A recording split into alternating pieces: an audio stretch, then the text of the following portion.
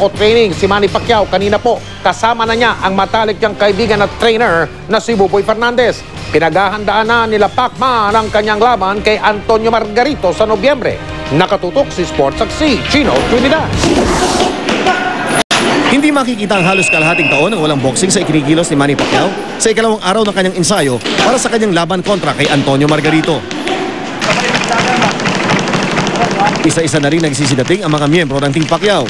Si Deputy Trainer Buboy Fernandez, pinakasiwaan na ang day 2 ng training ng 7 Division World Champion. 5 rounds binomba ni Pacquiao ang nits na hindi man lang nagpakita ng kahit na konting hingal. Para siyang batang unang sumampa sa taas ng ring na, parang miss na miss niya. Hindi tulad ng ibang fighter kasi na kung ano yung tinamasa nila, anong natanggap nila ngayon, parang wala na sa nila, matamlay na. Pero itong isa, parang uhaw pa rin siya. Ayon sa hindi lamang trainer kundi matalik na kaibigan ni Pacquiao, ang pag-uugali ni Manny sa kada paghahanda para sa isang laban ang tunay na sikreto sa tinatamong tagumpay ng pambansang kamao.